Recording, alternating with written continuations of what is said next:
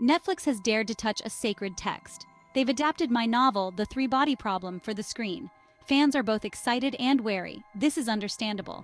Adapting a complex sci-fi epic is no easy feat. The story grapples with weighty themes: first contact, the fate of humanity, the very nature of science and reason. The series has generated a lot of buzz. People are curious to see how the book translates to the screen. The visuals, the special effects, the sheer scope of the story, these are all elements that have the potential to be spectacular on screen. Some early reviews have been positive, praising the show's ambition and its faithfulness to the source material. Others, however, have been more mixed. There have been criticisms of the pacing, the dialogue, and the character development. Some viewers have found the show to be slow and confusing, particularly in the early episodes. It's clear that adapting The Three-Body Problem is a challenging undertaking. The book is dense with ideas and concepts, and it's difficult to translate that to a visual medium without losing something in the process. The question remains, does the show ultimately succeed? Is it a worthy adaptation of a beloved novel? That's what we're here to explore. We'll delve into the show's strengths and weaknesses, its successes and its failures. We'll examine how it compares to the book and what it brings to the table on its own terms. The heart of The Three-Body Problem lies in its intricate science fiction. The show captures this essence, presenting viewers with thought-provoking concepts. We are introduced to the titular problem, the chaotic orbital dance of three stars in a distant system. Imagine a world where the sun's movements are unpredictable, where scorching summers and brutal ice ages arrive without warning. This is the reality faced by the Trisolarans, the alien civilization at the story's core. The show doesn't shy away from the scientific complexities that drive the plot. We see the consequences of the three-body problem play out in vivid detail. We witness the Trisolarans' desperate search for a new home, their growing fascination with Earth, and their chilling plans for our planet. This focus on hard science fiction is what sets the three-body problem apart from other, more fantastical sci-fi stories. The adaptation excels in bringing to life the mind-bending technology imagined in the book. One example is the Sophon, a subatomic particle manipulated by the Trisolarans to spy on Earth and disrupt our scientific progress. Seeing the Sophon in action, witnessing its bizarre effects on our world, is both fascinating and terrifying. It's a testament to the show's commitment to realizing the novel's grand vision.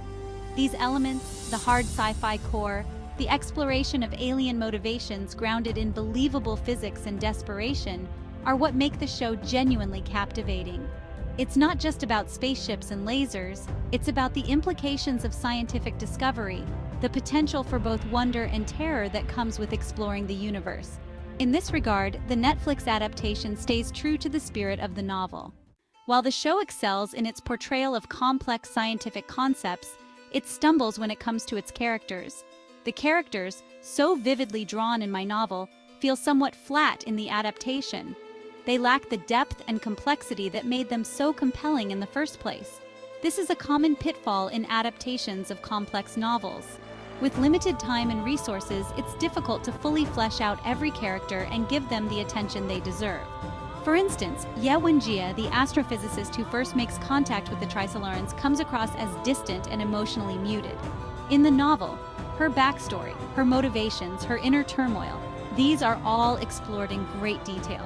We understand her pain, her disillusionment with humanity, her desperate hope for something more. In the show, however, these nuances are largely absent. We see her actions, but we don't fully understand the reasons behind them. Similarly, Wang Miao, the nanomaterial scientist who finds himself drawn into the conspiracy surrounding the Trisolaran invasion, feels more like a plot device than a fully realized character. His brilliance, his skepticism, his gradual descent into paranoia, these are all elements that are touched upon but never fully explored. As a result, his journey feels less impactful, less emotionally resonant.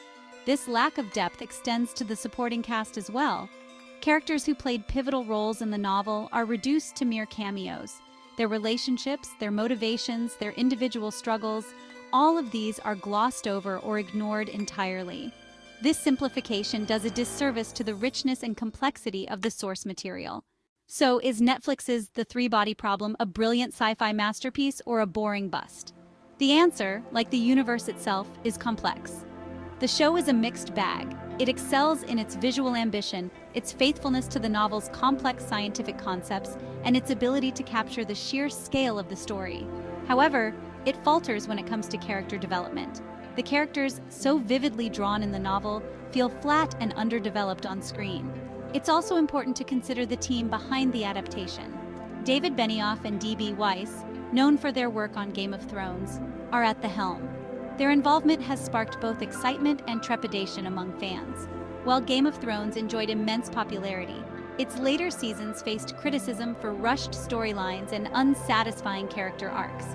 Whether Benioff and Weiss can deliver a more satisfying conclusion with the three-body problem remains to be seen. Ultimately, the show's success will depend on its ability to find a balance. It needs to stay true to the novel's intellectual core, its exploration of complex scientific and philosophical themes, while also developing its characters and giving them the depth they deserve. If it can achieve this balance, the three-body problem has the potential to be a truly groundbreaking television series. If not, it risks becoming just another visually impressive but ultimately hollow sci-fi spectacle.